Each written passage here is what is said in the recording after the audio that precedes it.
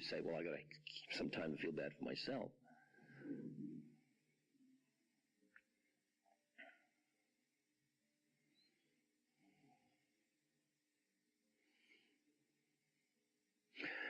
The root of that, it seems to me, is in having gotten into an imbalance in yourself between your own sense of separateness and your sense of being part of everything around you.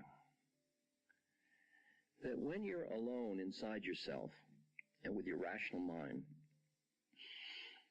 it is almost impossible for you to understand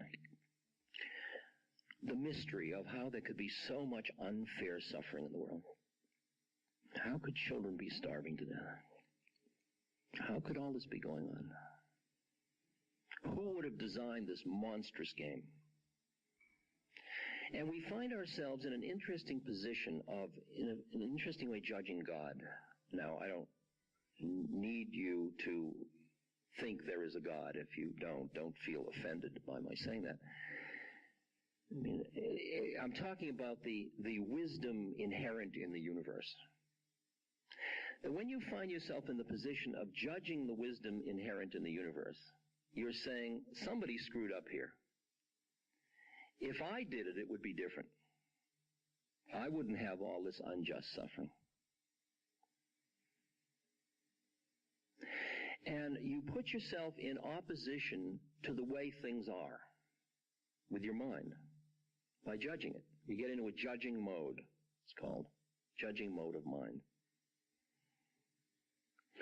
But what struck me, especially as I started to enter into these other states of consciousness and study them in all of the religious mystic traditions of Gnostic Christianity and the Kabbalah, Hasidism, Sufism, Hinduism, Buddhism, Taoism, etc.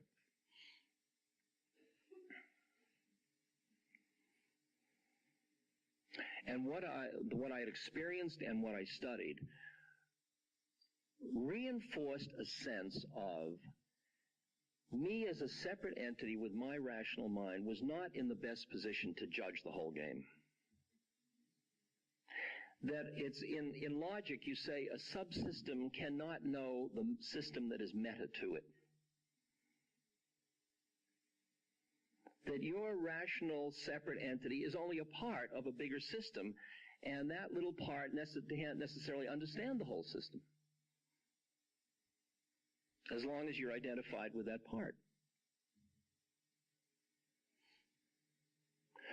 So what happened to me was a new regard for the mystery of the universe, for the I don't know. I don't know. I mean, I just don't know. I don't know how it all comes out. I don't know. And feel how uncomfortable that is in our culture. I don't know. Somebody comes up, can you help me? I don't know. Do you think I'll ever get better? I don't know. It's a great story that many of you know, of the farmer who had a horse, and the horse ran away. And the neighbor of the farmer came up and said, gee, that's too bad. The farmer said, you never know. And the next day the horse came back and it was leading a wild stallion behind it, beautiful wild stallion. And the neighbor said, aren't you fortunate? The farmer said, you know, you never know. Shortly thereafter, the farmer's son was riding the wild horse and got thrown and broke his leg. The neighbor said, I'm really sorry about that. That's too bad. Farmer said, you never know. Shortly thereafter, the Cossacks were coming through conscripting all the young men, but they didn't take the son because he had a broken leg. The neighbor said, how fortunate. You know what the farmer said? You never know.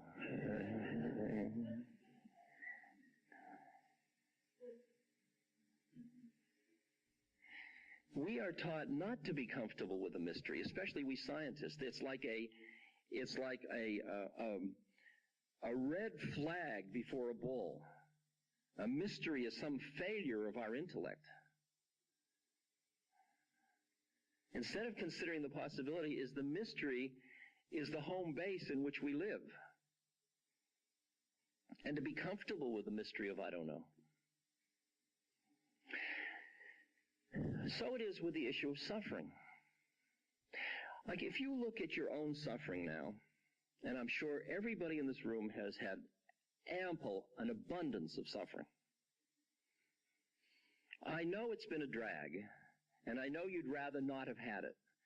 But now, when you look back and look at what has developed of your character and your being and your compassion and all, are you absolutely sure you would have liked a suffering-free life? Do you think it would have brought you to the level of compassion and understanding you are now? Is there the remotest possibility, and I realize it's offensive to even say this, but there are Christian mystics who say it all the time, that suffering is grace? What a bizarre thought. Now, there are many levels of understanding that term. Suffering is grace. And one of them is as you decide that your life journey is a curriculum through which you are awakening to the depth of your being, which involves these many planes of consciousness. When you suffer, you learn something about who you are from the fact you are suffering. To explain that, when Gautama Buddha, he did all these yoga purification practices, that finally one night he was sitting under the Bodhi tree and he got enlightened. Whatever that means, he did it. And he said, look, I can't tell anybody else how to do this. All I can do is create conditions, and they got to do it for themselves, which is basically his teaching. Go do it for yourself.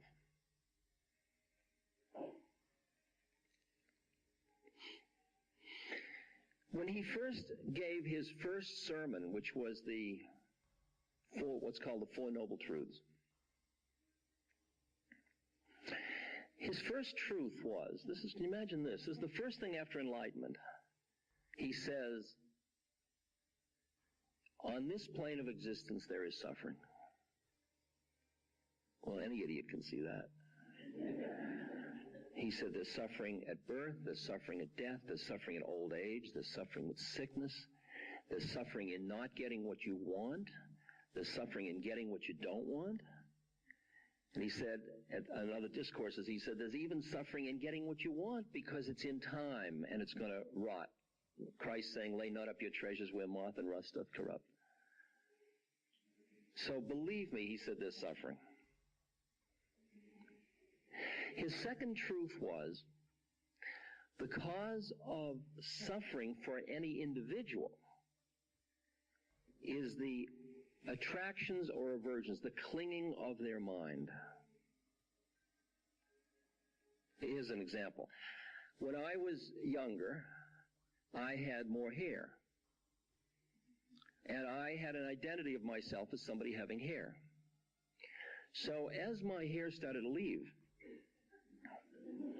I would wear this part of it very long, which I would then wind like this and spray, and then I'd be aware of where the wind was all the time. I was literally being somebody with hair who was suffering over the loss of it. At some point, I gave up. I don't know what I did, but I became bald. And it was interesting, the minute I accepted what I was, the suffering disappeared.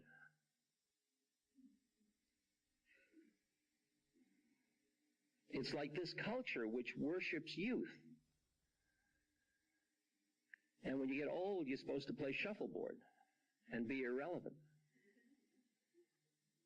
And as we regain our respect for elders in the society, when we start to redefine what it means to be an aging society, what we have thrown away in the way we have been a hunting tribe that has made aging irrelevant, and the way in which we need to bring back the whole structure of the extended family and that way, and elders have to demand it. Nobody's going to give it to them. And they have to be wise to demand it.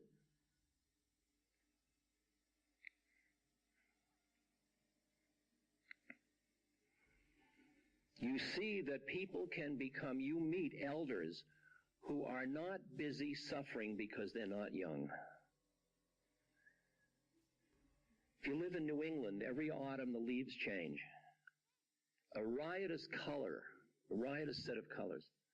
Actually, the leaves are all dying. And you say, what a beautiful autumn we had. What a terrible thing to say. I mean, doesn't that sound bizarre? Because don't you appreciate the cycles of autumn, winter, spring, summer? It's interesting, Jean was talking today about living in other cultures. When you live in other cultures that have a respect for the stages of life, you see how much people are content within who they are rather than wishing they were something else and holding a model of who else they might be.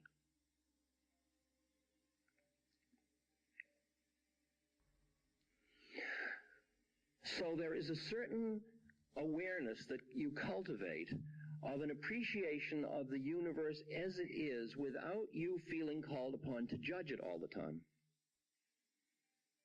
By using the term, I don't really know. This is a mystery to me. I just don't know why this has to be this way.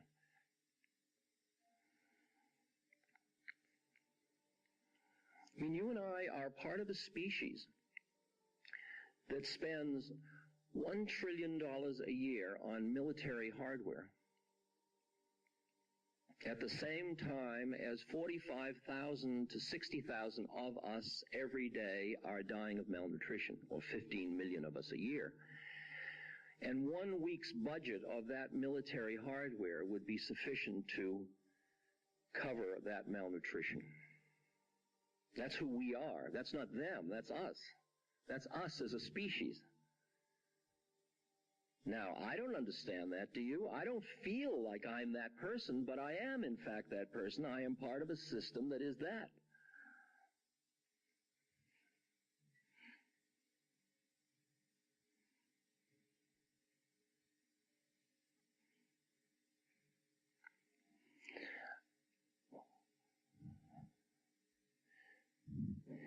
The issue of how to be with suffering has to do with getting out of the judging mode in your mind into the allowing the possibility that there is method in the madness, that there is wisdom. You don't have to buy any particular theology or metaphysics. You just have to allow for that possibility.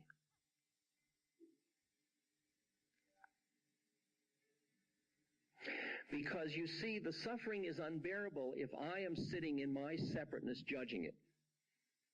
Because it's too horrible. It's too much. I can't handle it. I wrote a letter to a couple that's been published by Elizabeth Ross and Stephen Levine and people like that. It was a letter to a couple whose daughter, whose 11-year-old daughter and her friend had gone to play tennis and they had been brutally raped and murdered. And when I wrote the letter to them, I couldn't imagine what I could possibly say to this couple. What could I possibly say to them?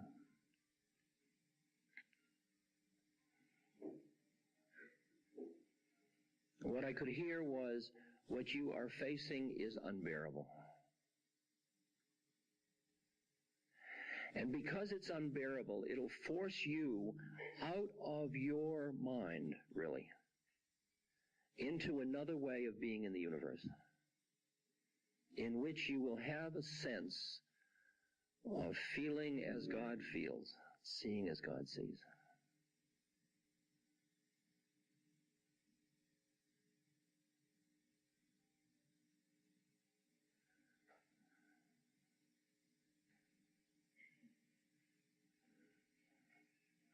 I was in Benares, and I was walking down a line of lepers. They all had begging bowls, about 80 of them or so, maybe 100. And my friend and I each had big handfuls of coins of different denominations, like 10 cents, $1, a rupee, 10 pice, whatever. And I started down the line, eager to share with them. But I found myself in this peculiar position. I'd look at somebody who had half a face, and then I'd look at my coins. What should I do, give 10 pice or a rupee? The next person had no arms. Was no arms worse than half a face? You hear the horror of that? And I was so uptight I couldn't look at any of them. I was busy with my rational mind trying to figure out what to do. And I got about 3 down the row, and I went on overload. I just couldn't do it anymore. And I gave up. I gave up. And something snapped inside me, and I just went down the row, looking into each person's eyes, and then just picking whatever coin I picked. I stopped trying to justify the relationship between the coin and the illness. I trusted something else. I trusted another level of functioning. And in the course of that, I was able to look into all their eyes. And when I looked into their eyes, they weren't looking at me, judging me for being a rich Westerner. They were just right there. They weren't even busy being lepers. They were just there as people. And I ended up, the end of the row, feeling very nourished by having met them and not feeling I had just dealt with lepers. I had just shared stuff with other human beings. It turns out they have a union and they share all their money. I didn't know that at the time, so.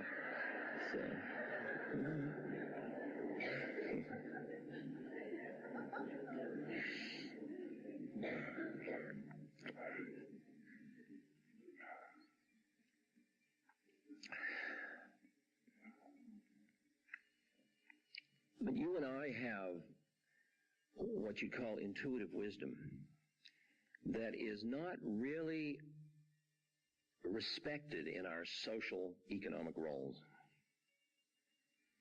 We can say we're using it, but you're not hired for it, basically. You're not hired for it. It's a soft commodity. I mean, when I was a professor at Harvard, the intuitive mind was treated like a weakness that women had. I mean, I'm old. This is way back then. Can you imagine that? Men are rational, women intuit. Well, in the past 30 years, the game has certainly changed. Because as we begin to appreciate wisdom traditions, as we begin to see what a completely screwed up mess our rational analytic mind has made of things, with its technology and its zeal to control nature and make us happy, and how it hasn't done that there very well. The intuitive heart mind, the Sin Ming, has come. It started to get new attention. And then we suddenly realized that the Native Americans, on whom we've all but committed genocide, might have had something that we need to know. Those primitive people.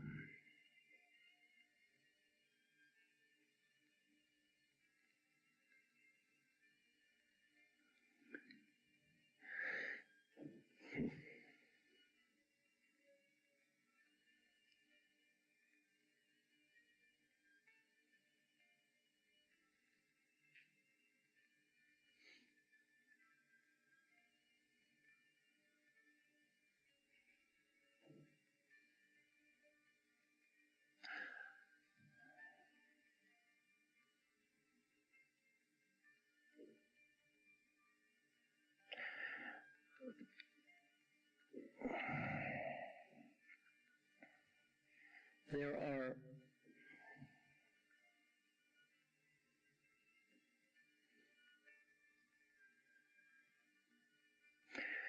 ways in which you can take the exact life you're living now, the same job you're fulfilling, the same relationship you have, and recognize that what shifts for people is perspective about it. And accept the responsibility that one of the things about your growth in your life is the ability to play with perspective, to shift perspective.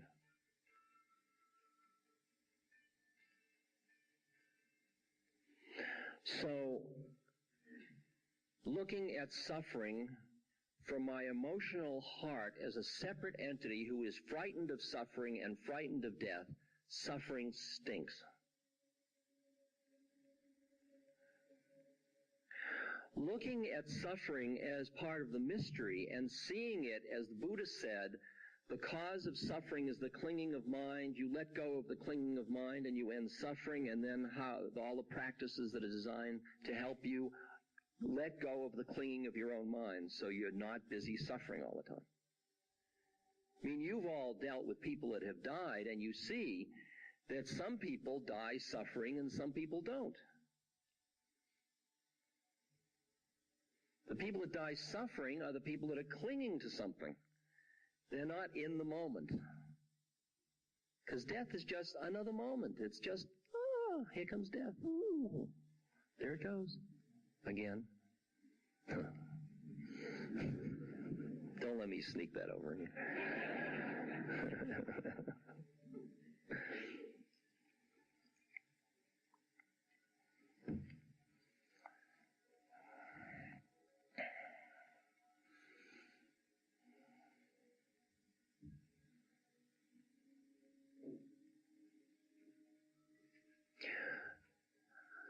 The other perspective is one where you can look at suffering just as it is and say, so, because it is, you are comfortable with the mystery of not knowing why it is so.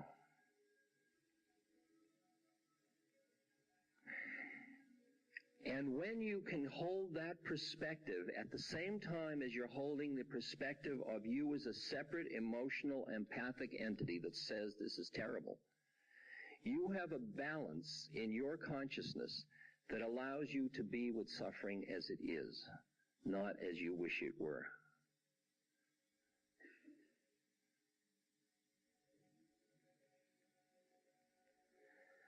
There has to be a place to stand inside oneself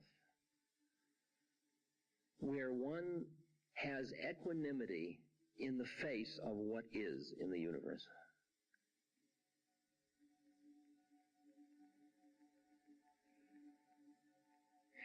We talked this morning, there was a discussion about hope and hopelessness.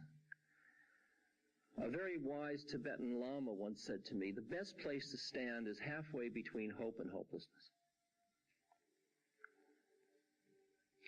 Because if you hold and then it doesn't, if you deny, it may make it harder for it to happen, or denying that it happens, another disconfirmation.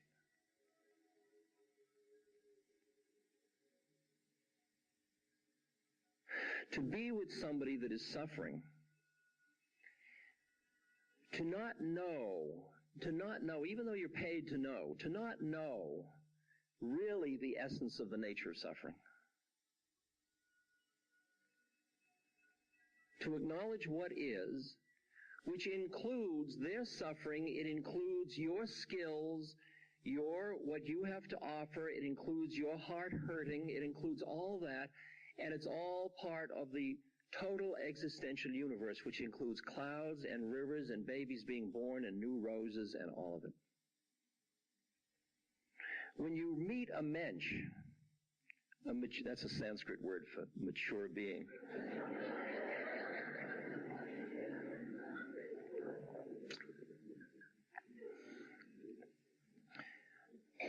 say to the mensch,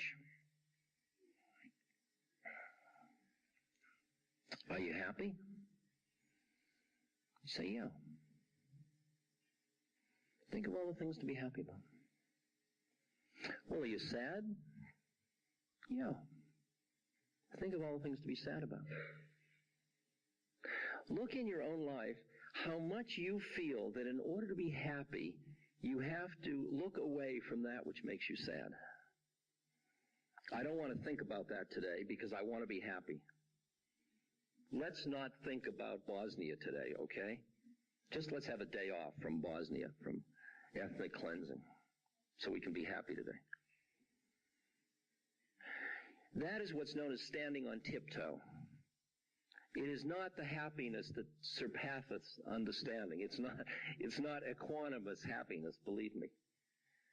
What you are looking for is a quality of presence and happiness and isness that allows the universe to be just as it is, including your ability and desire and skills to do something to change it.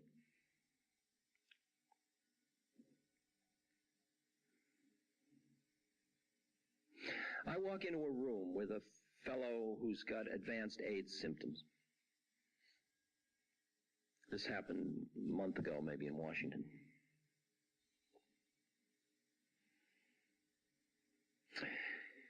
He has a extreme case of candida down his whole esophagus to his stomach, his mouth.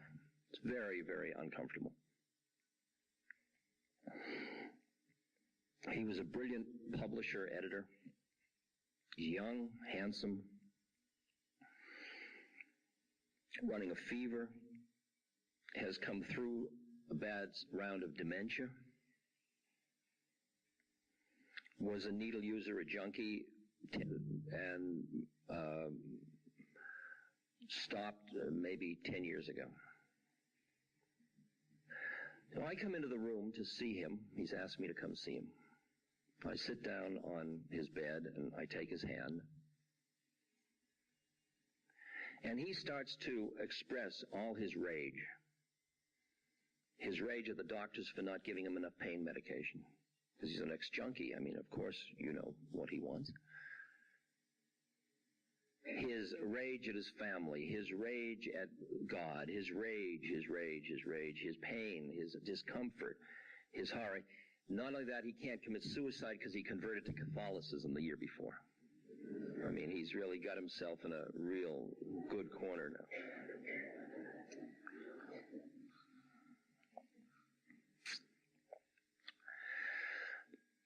My first reactions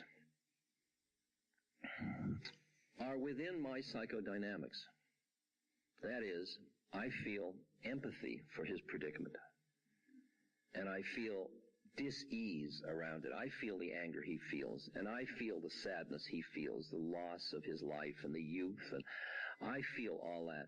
And not only do I feel the discomfort of the feeling and empathy with what he's feeling, but I'm feeling guilt also because I'm feeling I'm happy it's not me. I've got all those feelings. They're all awash in me, all just pouring through me.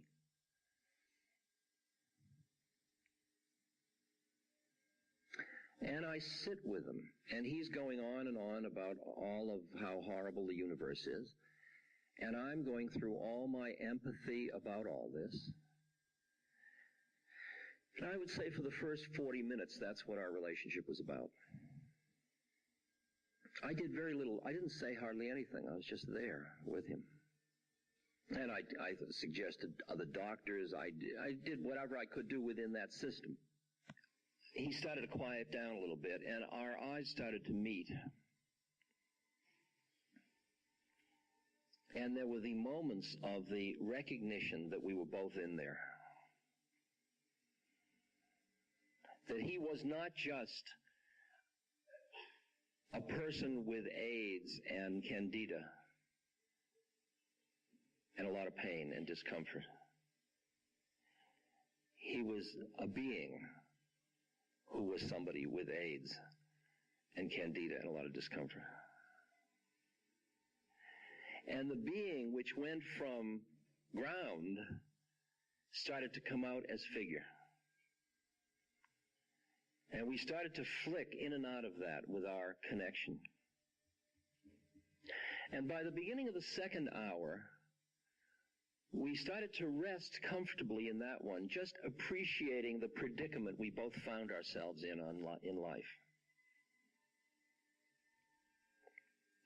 And by the end of the second hour, when I left,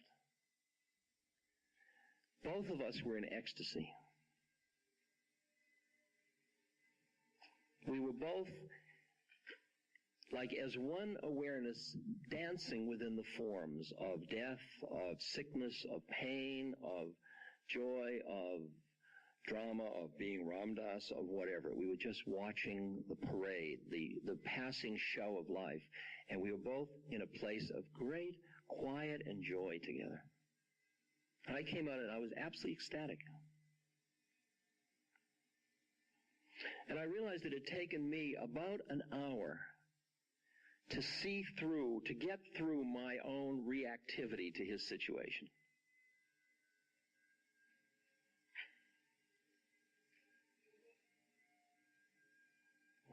To come into a place with him where I was quiet enough to be able to meet him behind the pain of his situation.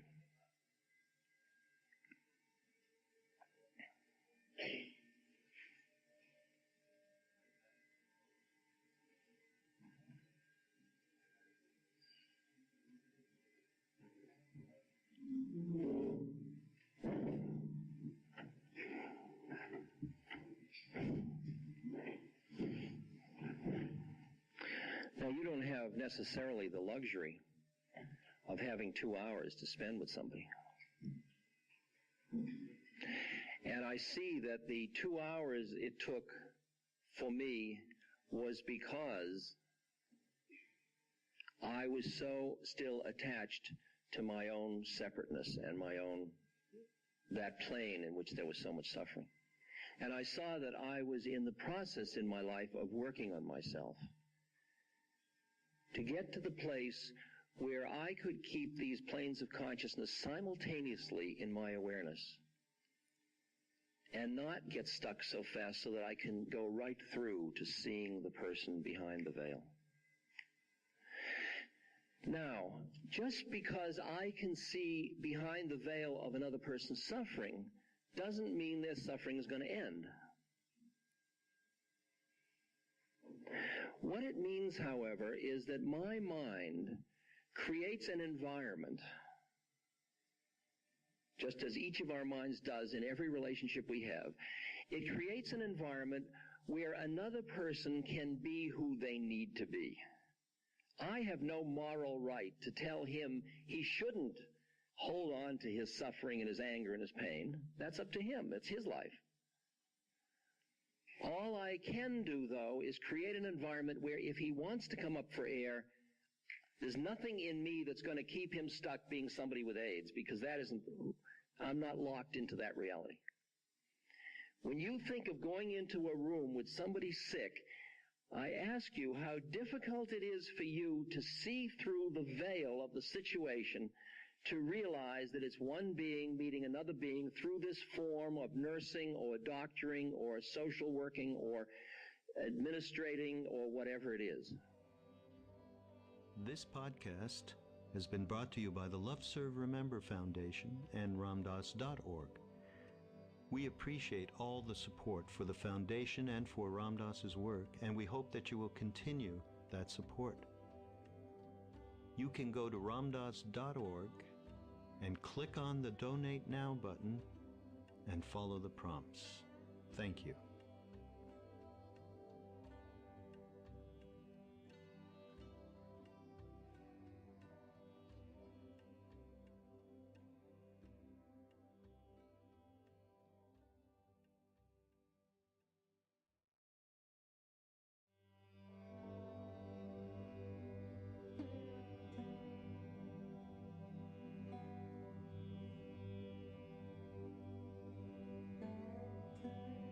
This podcast is brought to you by the Love Serve Remember Foundation and Ramdas.org. Welcome to Ram Dass Here and Now podcast. I'm Raghu Marcus. I would be remiss if I didn't thank everybody for their support for both this podcast, which is part of ramdas.org, and all of which is under the umbrella of the Love, Serve, Remember Foundation. And that's a vehicle for everything that comes forth really through Maharaji, then through Ramdas, then through all of us that were in India back then and got a little piece and have been making lovely offerings through books, through chanting, records, through movies. So we appreciate your support. And we do encourage you, though, to continue, because that is the only way that the foundation is able to support these podcasts and everything else we're doing through the website and everything else that comes through Ramdas and others. Just go to ramdas.org and you'll see a donate button there. Or you might land on Ramdas Here and Now podcast, and there's a donate button there. Thank you. I had an experience, well, that's not even the right word for it. I think many of you know, I have to preface this a little bit. Many of you know, I have told stories of being in India with my dad. And he passed last weekend in New Mexico. And I wanted to talk about that a little bit. It was obviously a very deep, transformative experience for everybody. But just to, again, my dad came to India, and many of you who've been listening to these podcasts, you know the story, but just for those who have not heard it, my father was a pretty special guy. But for the first 24 years of my life with him, he was, a bit heavy-handed, shall we say, with me, because I was a bit of a rebel. So those two bits, they were headbutting. So we did a lot of headbutting in those years. And finally off I went to India after hearing, of course, Ramdas's some of these same lectures, talks that we've been playing on these podcasts. And at some point, and I was with my brother, whose name is Lakshman, and at some point we got an email, we got a mail, we got the old regular mail, and it was my father saying, I want to come to India, I want to see what you guys are up to, and I'm going to visit you, which was like, so far-fetched from who I knew this person to be. I was absolutely blown away, and also like in fear of, oh my God, I'm going to sit here with Maharaji, with my father, right? So he did come. And Maharaji turned him around. It's the famous story of how he asked me to, had I taken care of him and given him the medicine, the yogi medicine, meaning LSD, which we did in Benares. He took some, his life changed. He was another person after that incident, and then went back to India. He was only there for 3 weeks, took this acid, did it was like Maharaji throwing a piece of dynamite on him, and he exploded into another, it was sort of like a cartoon. And we became best friends after that. I mean, we still headbutted a little bit, because we did some business together and so on, but we just became, very close, and this is a miracle that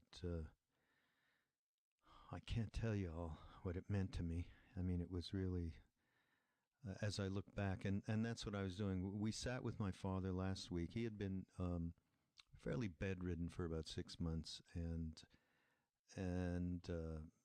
he was ready to go. He was 93 years old. He had lived an incredibly rich life, as you can imagine by this little story. And we are where he lived in Santa Fe, which of course is near Taos, where the Hanuman temple of Maharaji's is. And many, many satsang family people live in and around New Mexico in that area. And so they all started coming down when they heard, he basically stopped eating and drinking. And we sat around with him and we did chanting and kirtan and just meditated there. And it was he lived like that. His wherever he was kind of a center where people used to come and gather. And most famously at this farm he had in eastern Quebec, right on the Vermont border. Many people. It was a special place. So we sat with him, and it was a very peaceful and occasion. Maharaji essence was felt by everybody. But what's occurred to me, and of course, the transformation of a being in that moment, crossing over. I mean, it's something that is so, in so many ways, taboo in our culture, and not so in India. It's much more a natural part of life there. They have, thousands of years of knowing what karma is and reincarnation. And, but there, I would have to say, the depth of experience of being right on the edge, and some of these words are Ram Dass's from this talk I'm going to play, which I found, which has got a just incredible story, which I'll talk about in a minute, but not too long. Don't worry, everybody. I'm going to get this going so we can, hear Ram Dass. But it keeps you close to the edge of awakening. I mean, when you are sitting in that moment with someone, and never mind, of course, this is my father, so there's a deep emotional attachments and so on and so forth, but we did a lot of work together over that 6 months, in the earlier part of it when I spent a lot of time with him in Santa Fe, and we did a lot of work just around tuning in the way one needs to tune in and the letting go that needs to happen to transform and leave the body. So I was quite, we were in a great place together, and he had done some of the work. I mean, not, he wasn't a monk, but he had done a bunch of the work, and he had real connectivity to Maharaji, so that when that moment happened, I truly believe he went there. But for me and for others, that we would sit, some of the satsang, just sit there, and that phrase that Ram Dass uses is absolutely perfect, because it was the edge. I was in a place where I really felt the awake place that you get to when you are going to leave. I mean, some of us have had that experience, of course, through acid, because stuff dies, ego dies when you do LSD. And so there is some preparation if you've done that. It was preparation, certainly, be able to sit in the moment with Maharaji, which again is you're very close to the edge of awakening, sitting with a being like that. Very close to the edge of awakening, sitting with a dying person. It's an amazing thing. And if we could just get into a place where that transformation is not treated with fear. I mean, and I went through it sitting there. You see the body just winding down, and you feel your own self in that spot. But at the same time, there's such a deep awareness that happens, because we sat there, and I sat there particularly one day with an old satsang friend of mine, Dwarka, and we were in such a deep place with my father in that place. It's a revealing thing, and although the attachment, the missing of that person that's so dear to me, is going to be there. But I had certainly a larger understanding, a greater understanding of what that place is, because I could compare it to sitting with Maharaji. It was very, very far out. So I found this talk that Ram Dass gave. Actually, it's some great retreat he did in the late 70s in Joshua Tree, California. And I've listened. I've definitely. It's actually on video too, up on ramdas.org. You can go to BhaktiTube, our media library, and it's there's videos of it up there. So I took a little piece, and in this piece, he death and dying is the subject matter, but I think you'll find this really interesting because there's a couple of stories from the Ramayana, which is the story of Ram, who Vishnu incarnated as a god king, and Hanuman served him, and there's a whole story in the Ramayana. Now, Ram Dass briefly recaps it, so I won't get into it. It's something that we've been close to ever since those days in India, because Maharaj used to have it, one chapter of it read every Tuesday, and the whole book read at different times. And this is a story that he tells, and it's about the bad guy, whose name is Ravana, steals God's wife, Ram's wife, and he does a bunch of really bad shit.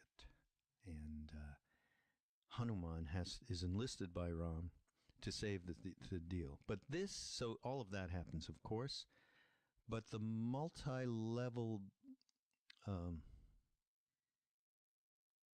conscious, the different acts that Ravana, the different ways that he is represented are fascinating, because he's not just a demon. He actually knew he was going to get liberated by getting killed by God, which is Ram. And this story Ram Dass tells is an amazing story of him meeting Kala, which is time, death as time. It's also Kali, who kills ignorance. So his whole thing of going through death and why death could not kill him. And he goes through this whole thing, this whole dialogue. Ram Dass plays this out. It's just fantastic. And it's all about love defeats death. And I'm just going to play this thing because it's love is eternal. And he says, love is beyond death's reach. So here it is. Ram Dass, Here and Now, from Joshua Tree. I think it's 1979. And again, thanks for everything. And this obviously is very dear to my heart at this moment. And I have to, dedicate this to my father, whose name is Dasarat. And I was given the name Raghu. Raghavendra Das is my real name, which is servant of the Lord of the Raghu, same as Ram Dass. And my brother is Lakshman, which was Ram's brother. And that's how Maharaji created our family. So, Ram Ram. Horror of Auschwitz with meditation and breath, and in the red asphalt, and in the slides of birth, and in the Tai Chi, and in the art, and in the climbing out at Joshua Tree, and all of that, you begin to feel the relationships of life and death and models of who you are. You were stretching models of who you are and realizing that as a model dies, something new happens. And you directly experience the living truth of dying each moment and being reborn again each moment. And then you see that this seminar is easily, instead of being called a dying retreat, could have been called the 822 special.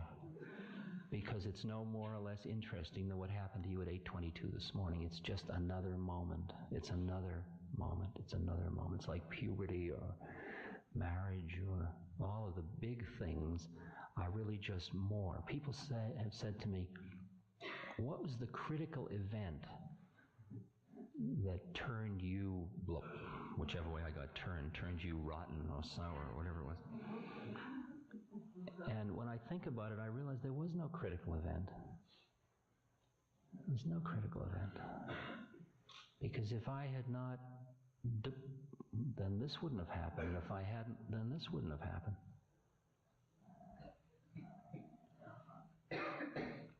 You say, well, wasn't it when you met your guru? Well, if I met my guru, a lot of people met Maharaji, and for some people nothing happened at all. They thought he was just a nice man.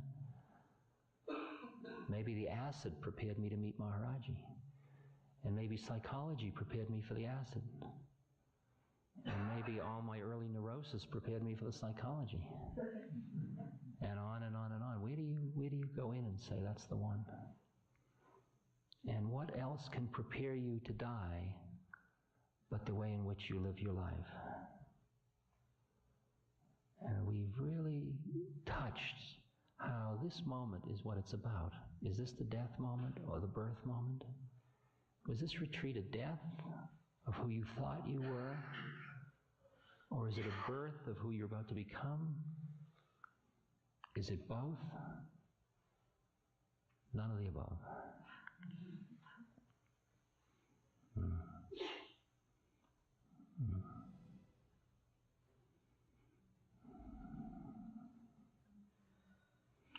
We are playing with the idea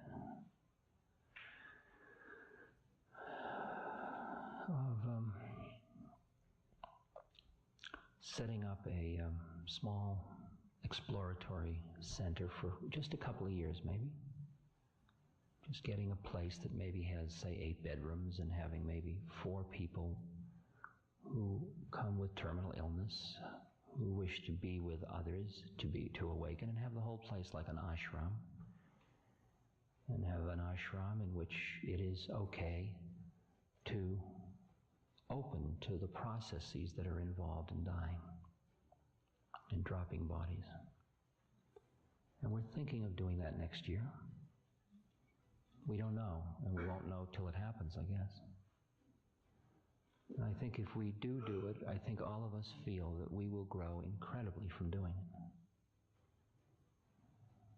Because I wouldn't do anything if I didn't get an incredible payoff from it. And the payoff obviously isn't money. I'm not absconding to Switzerland on $400. But what it does feed me is it just keeps me very close to the edge of my own awakening. And we are just at the beginning of this spiritual game. I mean, when I was around Maharaji, I sensed what the major leagues were about. And I am such a minor league player. I'd like to be the water boy, if I could. But I sense it, and you sense it too. You sense that who we are, we haven't even begun to touch.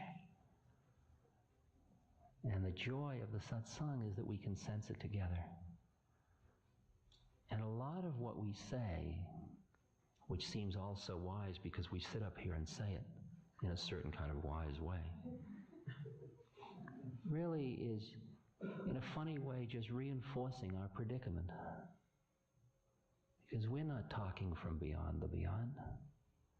We're still attached to our methods. We're still doing a lot of work on ourselves. And the maturity of a retreat like this is that we can all recognize it and play it out and understand it without having to make believe it's different. Retreats years ago used to be much more hysterical. Everybody wanted the people sitting up here to be enlightened, and they forced the people up here to make believe they were. And the people up here had power needs that made them want to make believe they were. And then all the great castles came tumbling down. And we've watched them over the years tumble and tumble and tumble.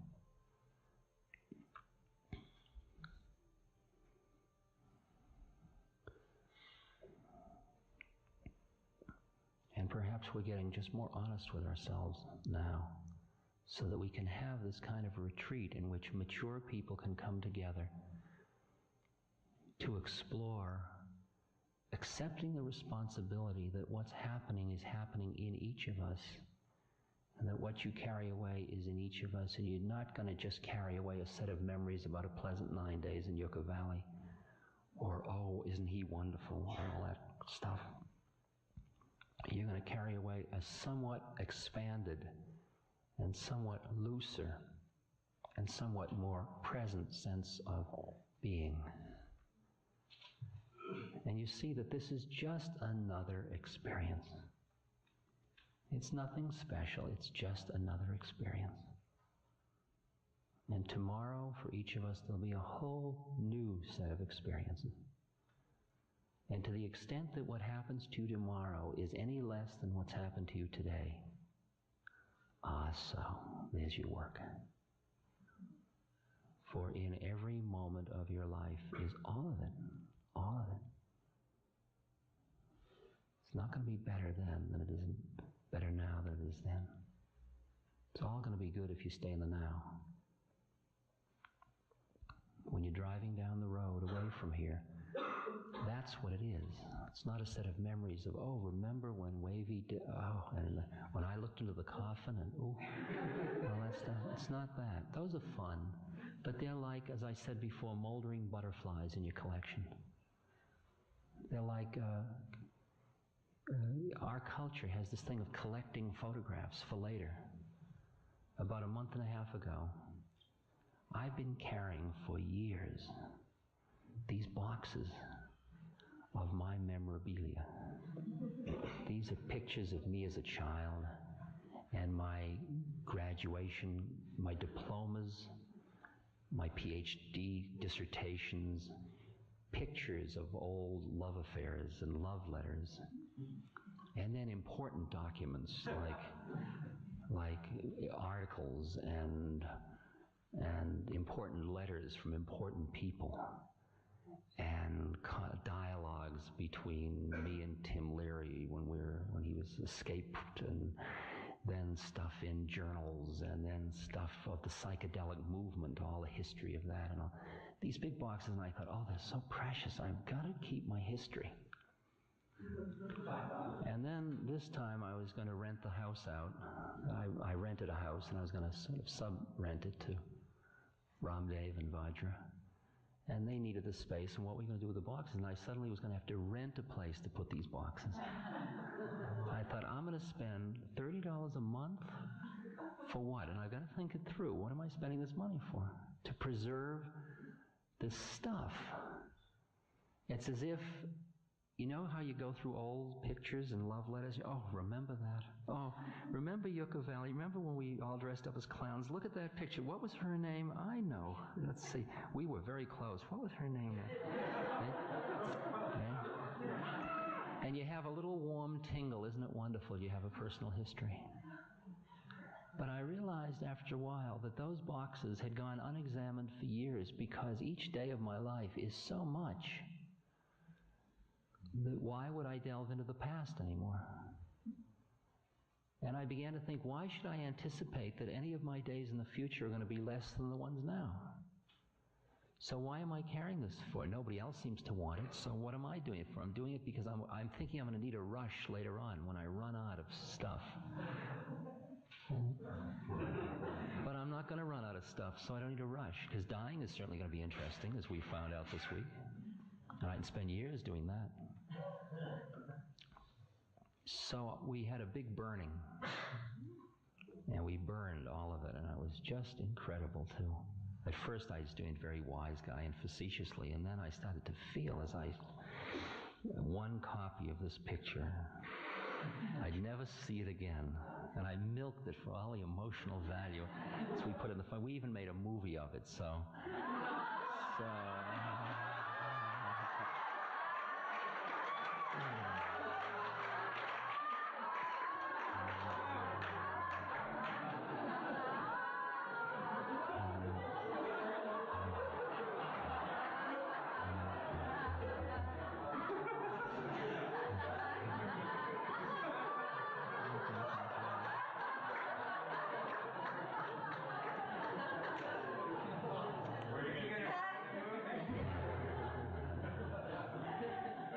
each have to go at our own rate.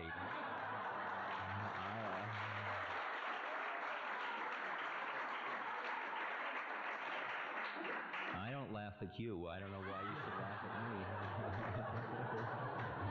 I'm doing the best I can. Don't push.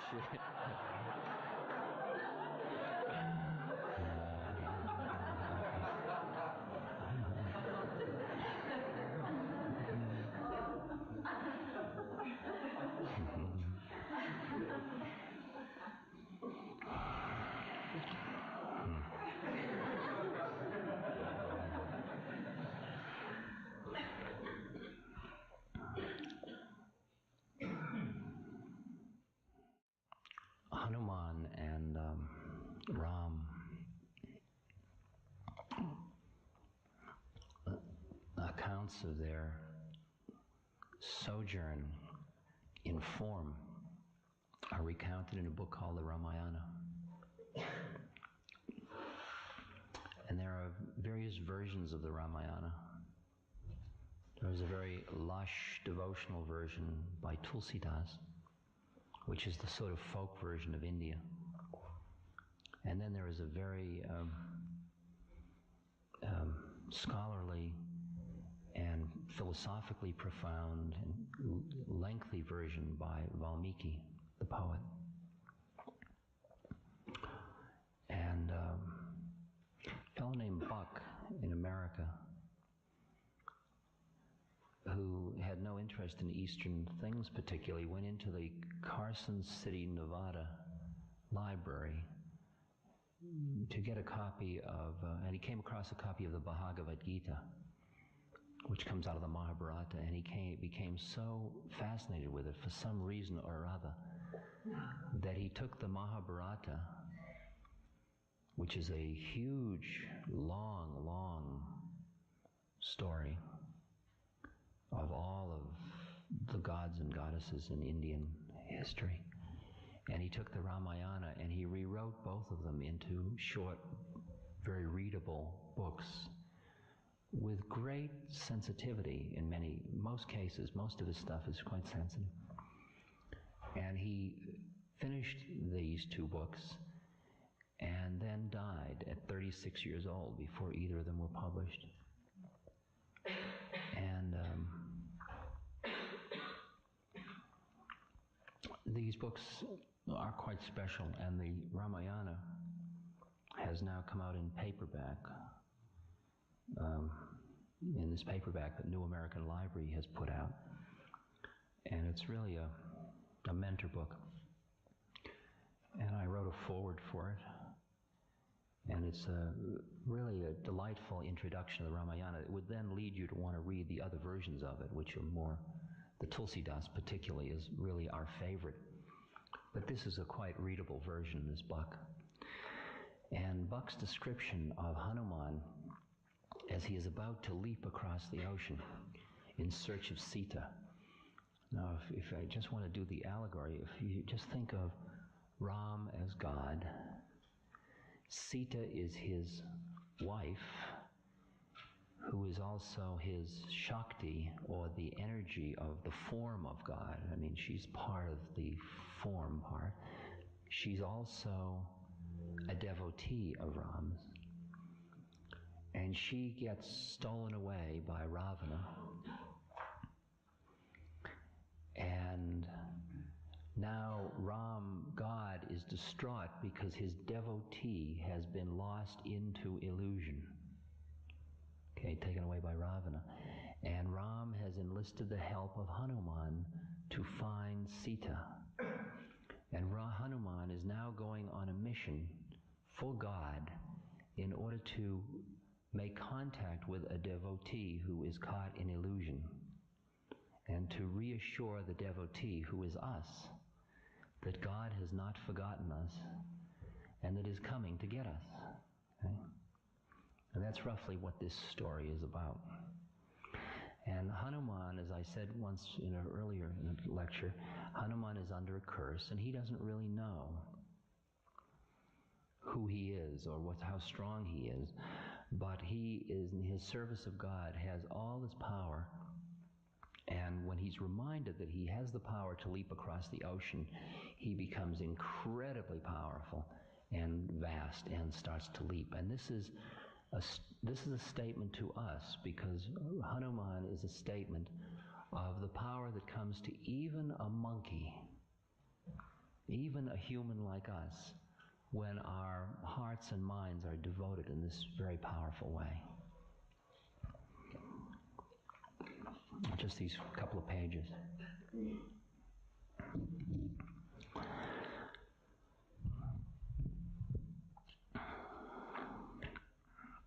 And Hanuman now is right at the southern coast of India, and he's about to leap across the ocean to Ceylon, Sri Lanka, which is quite a long leap. In his mind, Hanuman had already crossed the sea and entered the demon city. He climbed one of the Malaya hills to get firm ground under his feet. He began to fill up with power. He grew very large and heavy, and his tread pressed down the hill and crushed the caves of the serpents. Out from underworld came the richly dressed Nagas, bruised and hissing, their hoods spread wide. In their anger, they rolled on the ground with tongues flaming. They spat fire and bit the rocks in passion. Their venom cracked the hill, and gleams of red metal and stone showed from within the earth. Hanuman climbed higher. With smiles of amazement, the heavenly Gandharvas, the musicians, and their apsarasas, the devas, rose half-dressed from the hill into the sky and looked down to watch. Hanuman climbed up through their hillside parks, where Gandharva swords and bright-colored robes were hung on the trees, and golden wine cups and silver dishes were on the ground in fair shady gardens hiding lovers' beds of lotus petals. Hanuman he's climbing through the plains of reality, getting ready to make this huge leap of the spirit. Hanuman neared the summit. His feet squeezed water from the hill. Rivers tumbled down, rock slides rolled, bright, fresh, broken veins of gold sparkled. Tigers ran off and birds flew away. The tree spirits fled, and in their dens the wildcats yelled in a frightful chorus, like the cry of the mountain himself through the voice of all his animals. Hanuman stood on the hilltop. He held his breath and sucked in his stomach. He frisked his tail and raised it a little at the end. He bent his knees, swung back his arms, and on one finger gleamed Ram's gold ring, the ring that he was going to carry to Sita. Then, without pausing to think, he drew in his neck, laid back his ears, and jumped. It was grand. It was the greatest leap ever taken.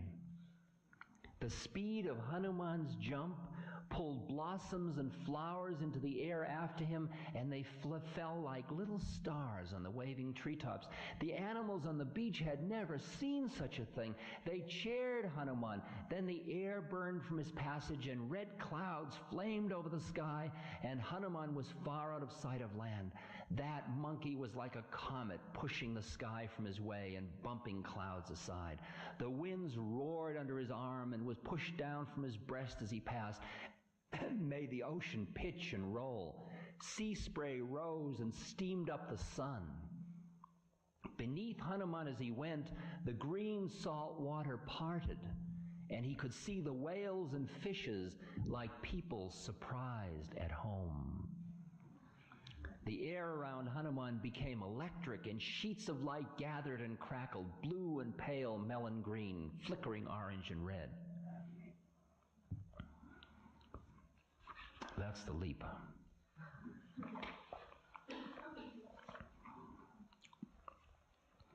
The one other section I want to read to you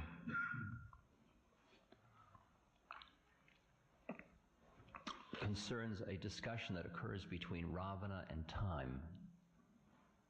We've talked a lot during this retreat about time and about the almost ephemeral nature of time. I think we've gotten a sense that love in relation to time, that when one touches eternal love, not love of that which changes. You come into Christ's love, or that kind of spacious love, that you're free of time. You're living in eternal time. Now, to understand this passage, you've got to understand that Ravana, who is the bad guy in the book, is actually a very high yogi who's taken a heavy incarnation. Okay? And he's taken it because he knows that if he's so bad and he outrages God enough, he steals God's wife, which is pretty outrageous, that God is going to come and kill him. And that the act of being killed by God will liberate him. It's the final incarnation for him, okay?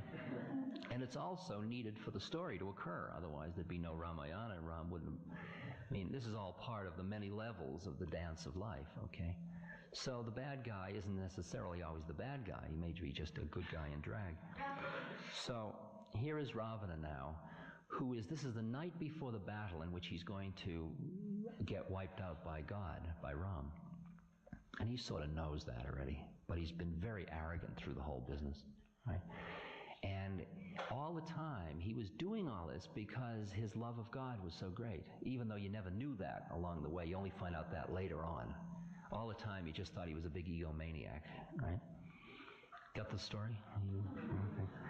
Okay. So Ravana goes out on the parapet of his palace, and he's dancing in the dark. He's dancing in preparation for the battle. He's dancing he's so powerful because he did austerities. He has 10 heads, which is not unusual. I mean, everybody's a little unusual. I mean, Hanuman seems to be a monkey, and Ravana has 10 heads. So it's a different time span than we're used to. And Ravana did austerities to get Shiva's love for Shiva, for God. And in each time he did a ritual, he'd cut off one head and offer it to Shiva. And when he cut off the 9 heads and was just about to cut off the 10th one, Shiva appeared and said, "Look, you're so devoted. You're giving me all your heads. What do you want? Let me give you a boon." And Ravana said, "I want power over all the worlds. Total power over the 3 worlds, the world of the gods and the human world I want the gods and the animal world and the underworld." And he got this power. He never even thought of including humans because he thought they were so trivial. And then he became this obnoxious leader in which he was screwing up everything out of his arrogance.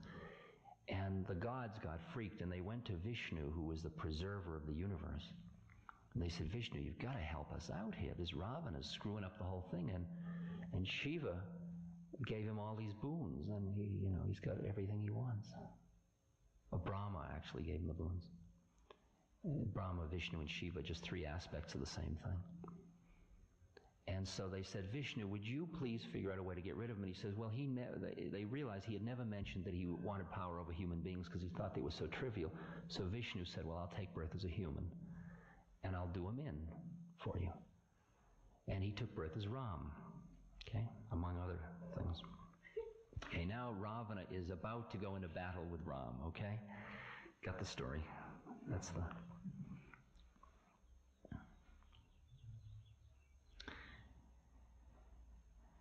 And his dance is quite awesome.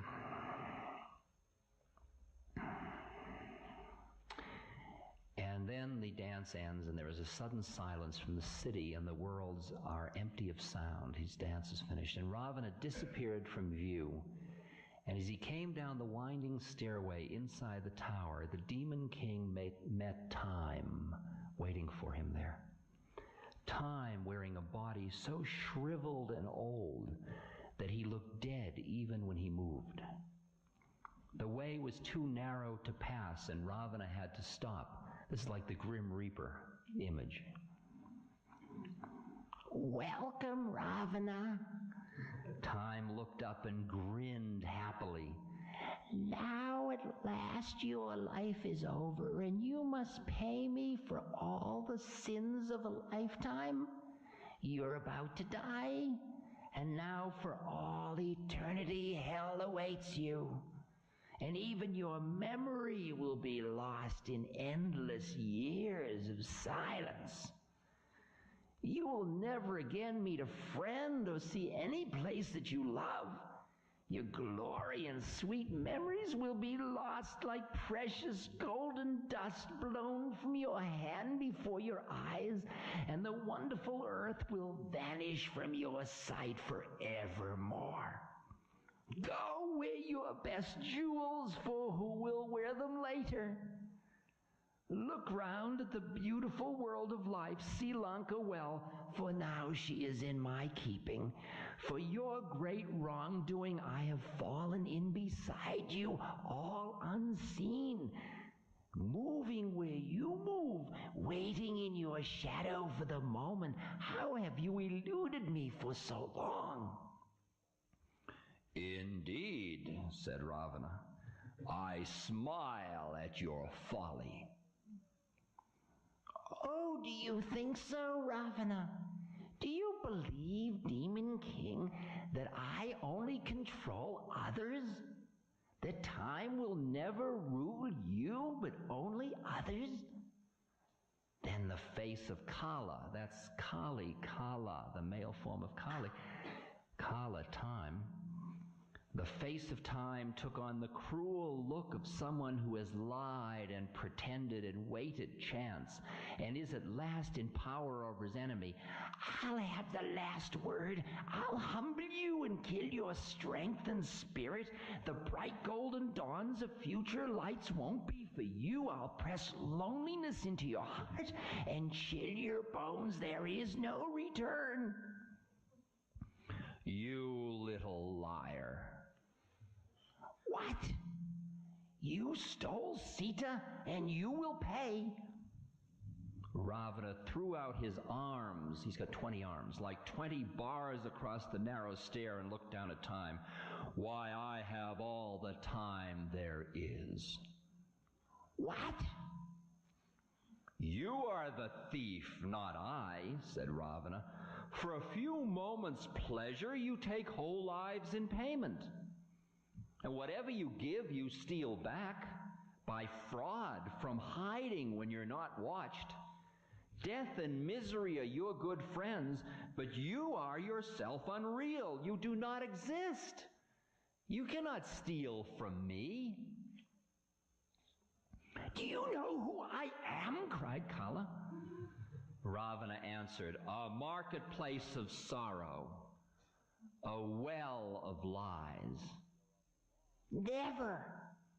You're a fraud, and you know it. Why, you're not looking so well yourself. Ravana smiled. May you feel worse tomorrow. Take care, said Time sharply. Watch out. Injustice angers me. That's a laugh. I'll faint from fear just as soon as I find some place to fall down. Ravana twirled his 10 mustaches. Listen, when my dancing footfalls stopped, I broke Time's small back with my last step. Kala said, Ravana, you're mad. There's no help for it. You're doomed. Do what you will while you still can. Your old home is empty. Your friends have died. All the good times are long gone by. Things can never be still. Nothing can remain the same. All must change and die and come apart. It will be as though you'd never been. Time will pass, Ravana. Time will pass. Be aware. We know better than that, said the Demon King. Love is eternal, and we are beyond your reach. Just a moment. Don't be absurd. You don't believe all those old stories, do you? Oh, I believe them just enough. There must be some mistake. No one is beyond my power. This time, you've made a mistake. You have wrongly faced Ravana, who has gambled his life for love. And always will, I guess. Never try to cheat your fate, said Time.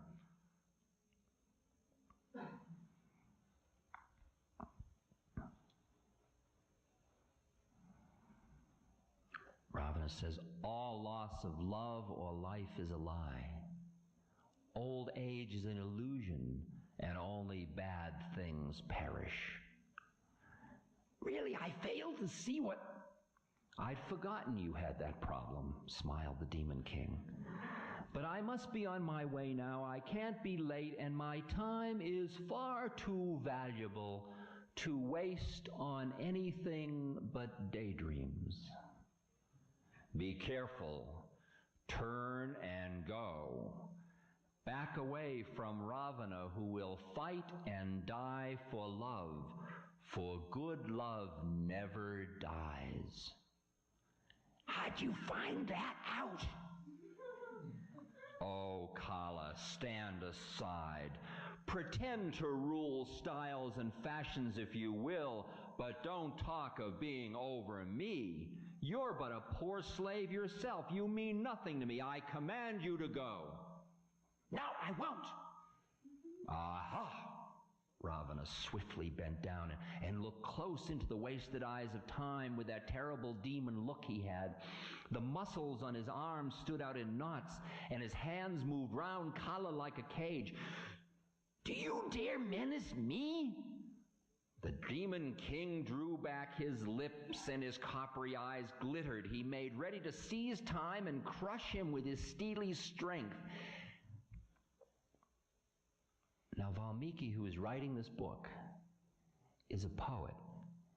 And the way he's writing the book is he's looking into his hand in which there is a little bit of water, and in the water he is seeing the entire story, and he's merely writing it down as he looks at it, okay? The Demon King drew back his lips, and his coppery eyes glittered. He made ready to seize Time and crush him with his steely strength. And Valmiki, the poet, safely watching all this, caught his breath in shock at the threat. Then Ravana touched Kala but lightly with one hand and stood straight again. Love touched Time. Time started to sweat. He sneezed and looked around. His face was worn and battered, and his voice cracked when he spoke. Why, it's all dusty. Everything here, it's covered over with fine dust. Ravana stood with all his hands on his hips as he watched Time fade and vanish with a puzzled look, ever still trying in vain to say something more. Ravana stood on the empty stair. Valmiki the poet laughed with pleasure. Oh, Ravana, delightful, beautiful, well done, Demon King.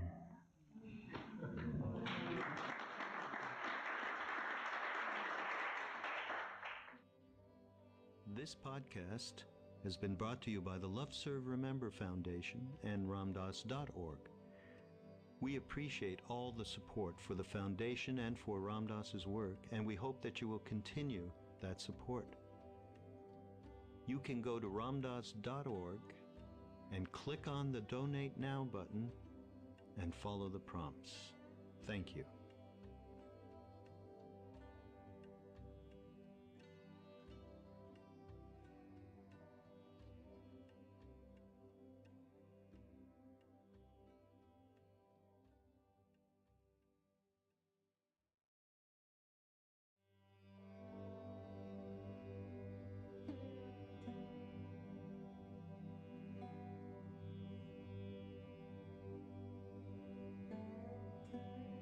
This podcast is brought to you by the Love Serve Remember Foundation and ramdas.org.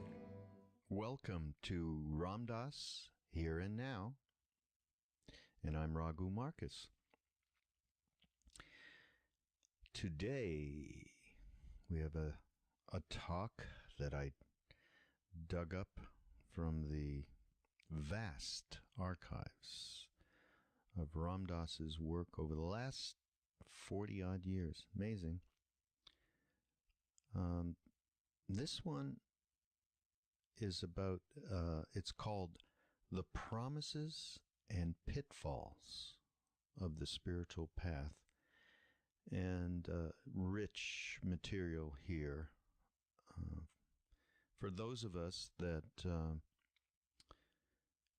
grew up with Ram Dass, and for those of us who have only recently come to hear about Ram Dass, listen to some lectures, read some books, and so on. There's a huge parallel between those days and today. And we've talked a little bit about it before. I've talked about it on this other podcast that we do called Mind Rolling, that I do with David Silver.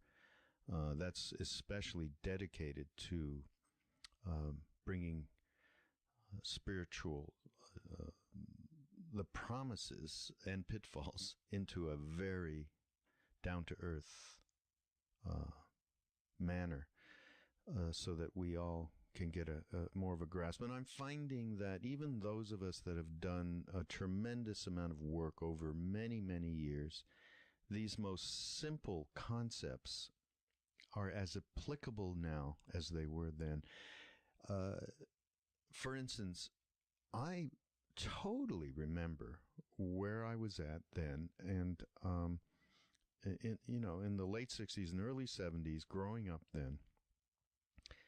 And I've talked about this before, about feeling completely alienated and having no rudder, no understanding, no promise of anything that could set the sails straight, should we say. And what Ram Dass talks about here is this shift in reality that happened at that time. And that shift was obviously predicated by psychedelics. Because then there was that shift in reality, it blew apart the traditional religious systems that were in place, that we grew up in, no matter what particular religion that you had, grown up into, what family you were brought up.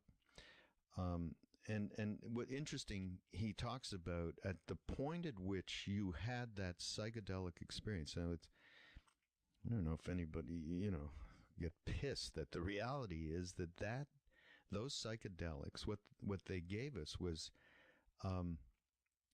a connection to a part of our being that we had not known before. And what we experienced was being part of the universe, basically. We knew that we were interconnected by virtue of taking these psychedelics, of taking acid or whatever, mushrooms. And that completely was a game changer. And that is completely a game changer today. I mean, I speak to plenty of people, email or whatever, and people in their 20s and 30s who are having the same experience. Suddenly, there's a shift in reality. And what happens is we see how much of our behavior was just defense mechanisms to alleviate the pain that came from feeling separate from it. I felt separate from my family. I felt separate from society. I felt separate from the culture. I mean, this alienation was very, very painful. Of course, that pain, in the end, I look at it that gave me the impetus to even consider that there must be something else. There is a separate reality. And that reality was introduced to us by psychedelics, for sure.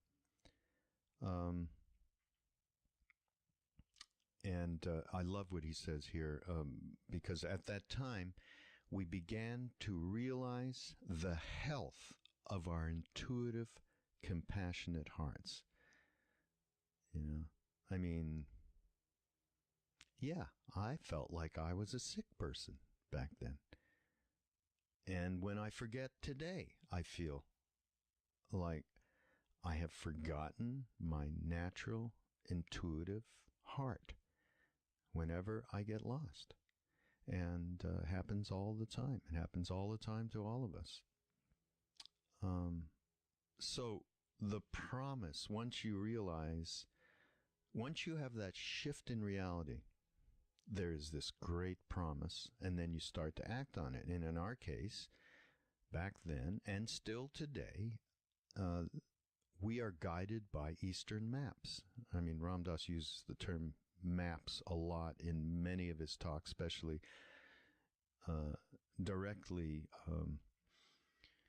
connecting what he was going through once he left Harvard, and he went through the whole psychedelic revolution and was a big part of turning so many people on, along with Leary. He even talks about, there's a great little story about meeting Albert Hofmann, who, you know, the inventor of acid, our beloved guru, Albert Hofmann. So Eastern maps, and that's what, in his case, he went off to India and, of course, found his guru, Neem Karoli Baba, our guru, we call Maharaji. And then at some point in the talk, he starts to talk about the pitfalls. And there's, you know, many different pitfalls, obviously. One of the major ones that happened in those days was the teachers that came from the East, who were not cooked necessarily. And he points out the difference between what a guru is and what a teacher is. You know, and we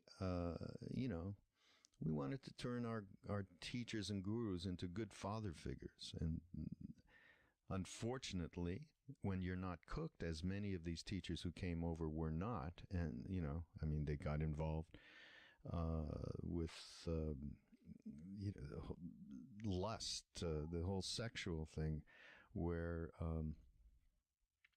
they weren't ready for free Western women, that's for sure. And in fact, that's still going on today. I mean, there's a whole scandal going on now in the Zen community. A Zen abbot apparently has been misusing his power around you know, sexual stuff. You know, who I've always known as this great teacher. So these things are still going on, and that is a big pitfall. And you know, part of this whole thing, and I love that he brings this up, and the concept of surrender for us, you know, surrender to the guru is not about surrendering to another person. And what you're really, you know, surrendering to, and this can only happen with a truly enlightened being. And what you're really surrendering in that case is to the higher truth that he is and that you are ultimately as well. Some of the other pitfalls he talks about here are how we realize that we wanted to stop creating karma, you know, in every walk of life, with our families, with our work, with our relationships, with our social action. So we started to do things like renunciate. Okay, we're going to give up. Let's give up sex. And then we ended up as a bunch of horny celibates, as he says. So, because it is so true, when you're doing these things to collect experiences, either as actions you're taking on the spiritual path, you know, from meditation to chanting to yoga, whatever it is, if you're doing it as collecting experience, which is our natural way, especially in the West, is achievement, then of course, that's a major pitfall, another pitfall. He has a beautiful quote here from Meister Eckhart, who was a Christian mystic, who said, "We are to practice virtue, not to possess it." So, that really says it there. So this is a great talk, and it's in several parts, and I'm considering that maybe for the next few weeks, this might be really informative. And again, it's for those of us like me who've been working on path since late 60s, early 70s, when I was quite young, all the way to now, when the pitfalls are absolutely the same, especially in relationship to working on yourself and doing it not from a place of achievement. So the promises and pitfalls of the spiritual path. And this is Ram Dass, Here and Now. Good evening. Can you all hear me? Uh-huh. How about now? Can you all hear me? Yes. Okay.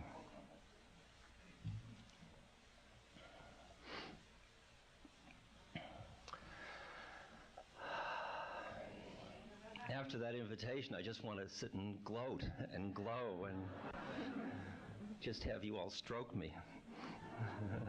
I'm really great. I didn't realize how good I was.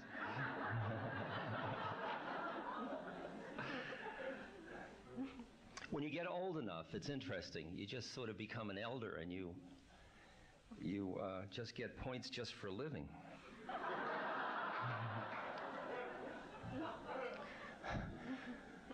Somebody came up to me and said to me today, they were telling me what they do, and they say, Dr. Fadiman is one of my professors. And remembering back when he was one of my students, it took me through. I was starting to go like this. Tonight I'm speaking on promises and pitfalls of the spiritual path. And then after I speak, Rama and Gangadhar, who are two of my dear friends, and I are going to lead some chanting. And for those of you that would like to play that spiritual practice out. The reason I'm speaking on promises and pitfalls of the spiritual path is because Stan Groff couldn't get in touch with me. And so he created the title.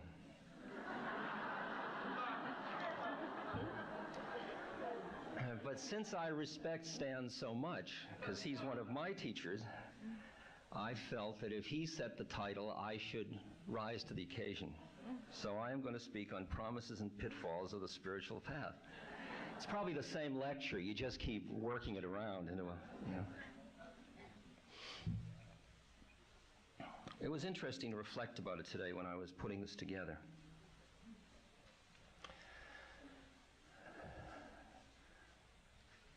I'm talking primarily about the spiritual work in the United States tonight, because that is the one that has, this feedback. That's the one that has most been visible to me over these past years, even though I'm now teaching more in Europe and Australia and abroad. Certainly there is a history of mysticism in America. There's Emerson and Thoreau and Whitman and so on. But it was in the 60s that there was a dramatic awakening of spiritual consciousness in America, and that is in no small part due to a speaker who has been here on this program, Dr. Albert Hoffman, who I certainly want to honor.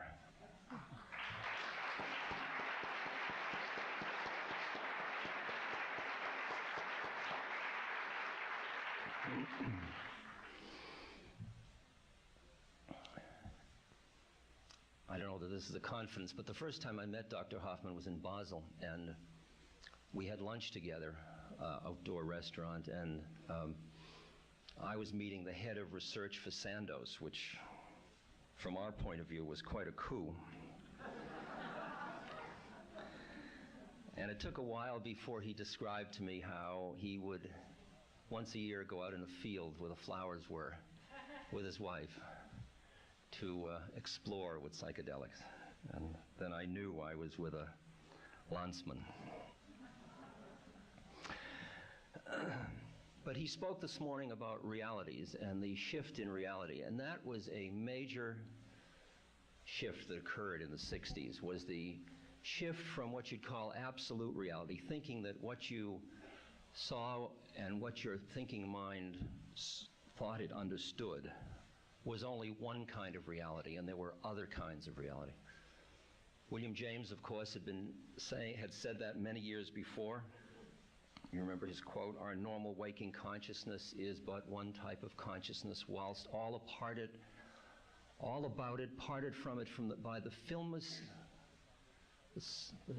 parted from it by the slightest veils lie other types of consciousness. We might spend our entire life without knowing of their existence, but apply the requisite stimulus, and there they are in their completeness." And of course, it's interesting that William James said that when he was a professor at Harvard, and I was thrown out of William James Hall for doing what he said.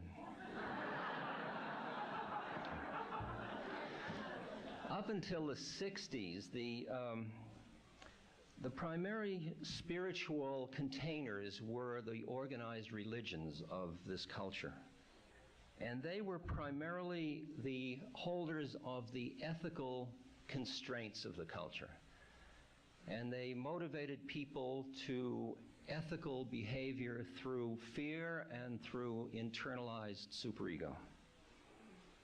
And they were primarily the mediator between you and God was the priest.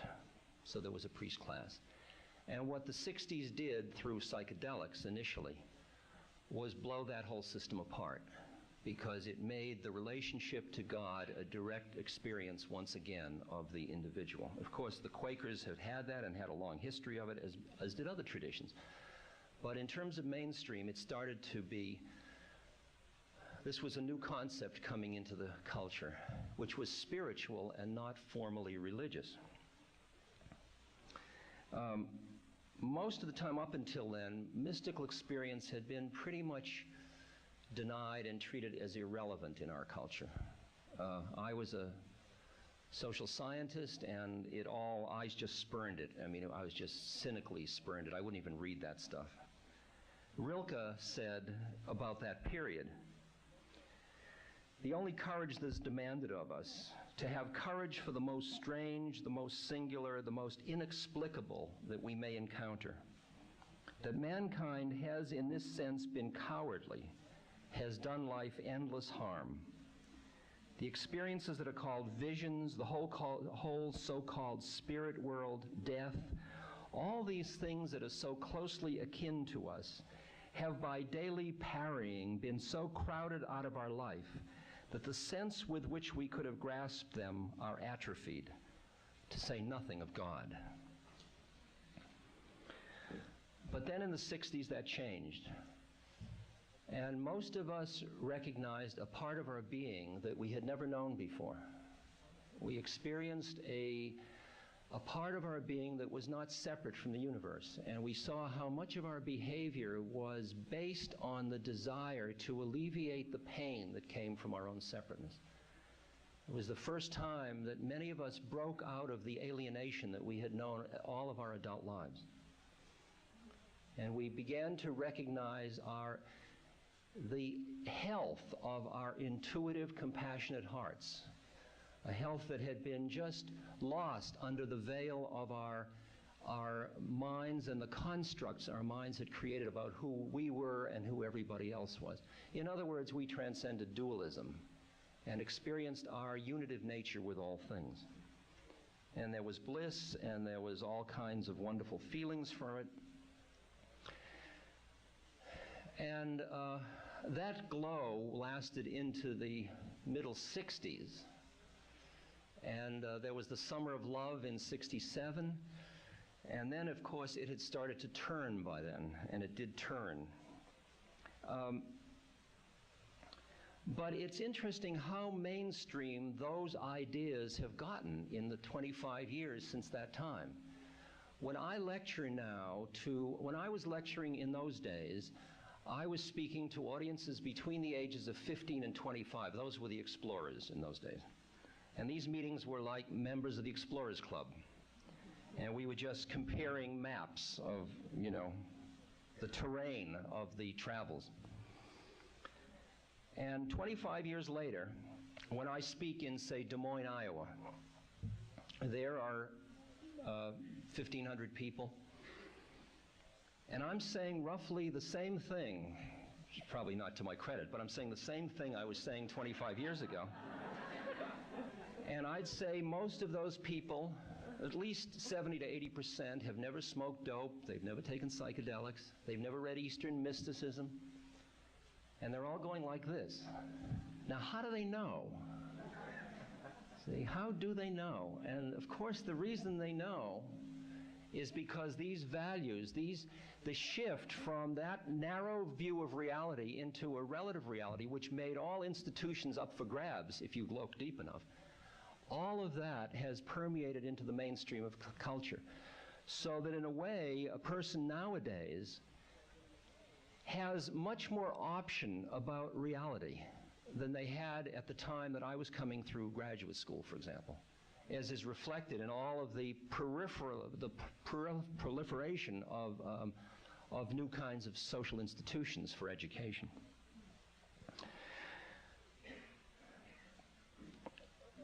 To understand what was happening to us, we started to look for maps, and the best maps that were available to us at that time, that seemed to be readily available, were Eastern maps.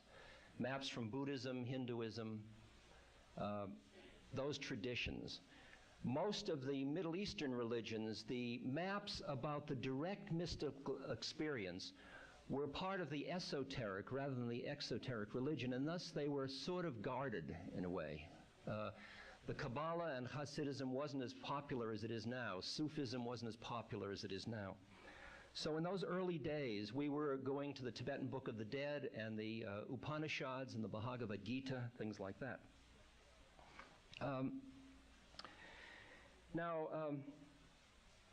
And what we found was, since this experience was happening to many of us, including the Beatles and the Rolling Stones, there were different strokes for different folks. Different people interpreted the experience differently, and people turned to different forms of practice in order to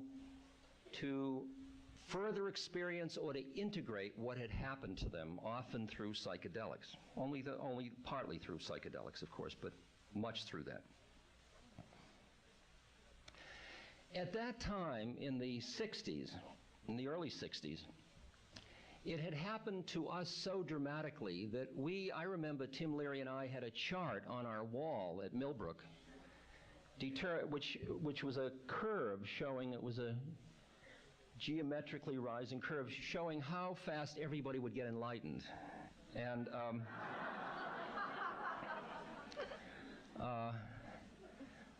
it did involve putting LSD in the water supply, but other than that, it was not terribly dramatic. Okay.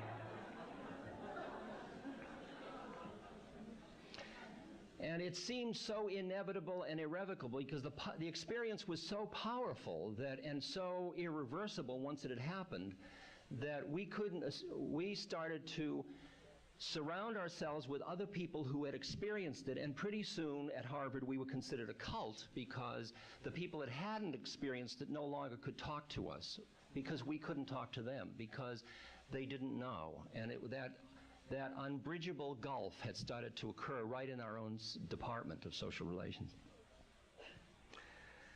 Now, that kind of naive expectation that it was all going to be over immediately denied all of the information that we read but didn't really. We said, well, we've got a new way because psychedelics are going to do what Buddhism couldn't do and Hinduism couldn't do. Because when the Buddha described how long we've been on the journey, since he was talking reincarnation talk, you know the image. He said, imagine a mountain 6 miles long, 6 miles wide, 6 miles high, and every 100 years a bird flies over the mountain with a silk scarf in its beak, and it runs the silk scarf over the mountain once every 100 years. In the length of time it would take the silk scarf to wear away the mountain. That's how long you've been doing this. So you look at this life, and it's less than a blink of an eye. It's just up. And then I had a birth like that, and then like that. It's like still frame photography. And those are all births. And with that kind of time perspective, you take your chart off the wall. You start to relax a little bit. Now, but there, at the same moment, a lot of the spiritual literature suggested urgency. Buddha said, do it as hard as you can. This is a precious birth. It's a rare, rare experience to have a human birth. Work as hard as you can, which is just what Western achievers love to hear, of course. Kabir said, friend, hope for the guest while you're alive. Jump into experience while you're alive. What you call salvation belongs to the time before death. If you don't break the ropes while you're alive, do you think ghosts will do it after? The idea that the soul will join with the ecstatic just because the body is rotten, that is all fantasy. What is found now is found then. If you find nothing now, you will simply end up with an apartment in the city of death. But if you make love with the divine now, in the next life, you will have the face of satisfied desire. So plunge into the truth. Find out who the teacher is. Believe in the great sound. So there was this desire to get on with it, and which we interpreted of taking the entire spiritual journey and making it into an achievement course. And there is a lovely story about a boy who goes to a Zen master and he says, Master, I know you have many students. He said, but if I study harder than all the rest of them,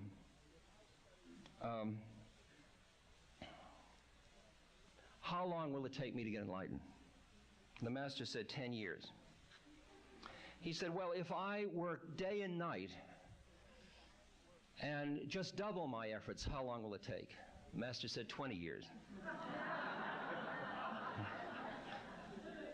And he asked with a more further achievement, and the master said 30 years. And he said, why do you keep adding years? The master said, well, because you will only, since you will have one eye on the goal, there will only be one eye left to have on the work. And it will slow you down immeasurably. And in a way, that was the predicament, that we got so attached to where we were going that we really had little time to deepen our practice to get there. And that is something that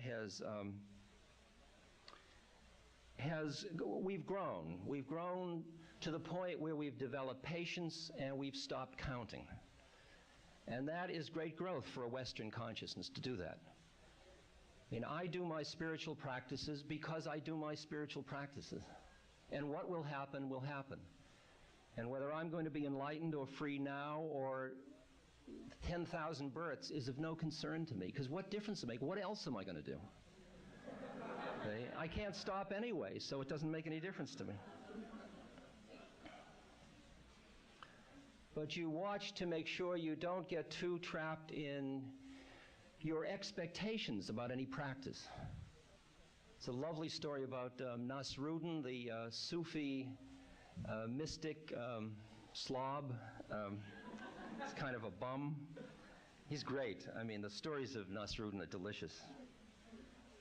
An aside one, the one I love, this isn't the one I'm telling, but is the one about Nasruddin going into the bank with a check to cash, and he hands the check to the cashier, and the cashier studies the check, and the check looks wonderful, but Nasruddin looks like a complete derelict, and he said, "Sir, this check looks fine, but can you identify yourself?" Nasruddin reached into his pocket and pulled out a mirror, and he said, "Yep, that's me." But the one I wanted to tell you of Nasruddin was Nasruddin he went to his neighbor to borrow a large cooking pot, and his neighbor said, Nasruddin, you know you're very undependable, and I really treasure this big pot, and I don't think I can give it to you. And Nasruddin said, my family is all coming. I really need it. I will bring it back tomorrow. Finally, begrudgingly, the neighbor gave the pot to Nasruddin. Nasruddin took it home, very thankful, appreciative. Next day, he was at the door with the pot, and the neighbor was delighted. He says, Nasruddin, how wonderful. And he took the pot, and inside the big pot was a little pot. He said, what's that? Nasruddin said, the big pot had a baby. So the neighbor, of course, was delighted. So the next week, Nasruddin came and he said, I'd like to borrow your pot. I'm having another party. The neighbor said, of course, Nasruddin, take my pot. So Nasruddin took the pot, and next day, no Nasruddin. The day after, no Nasruddin. Finally, the neighbor went to Nasruddin. He said, Nasruddin, where's my pot? Nasruddin said, it died.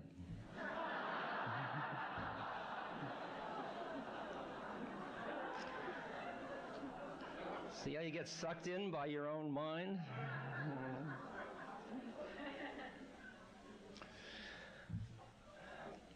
Starting from the 60s, there was an influx of Eastern spiritual teachers.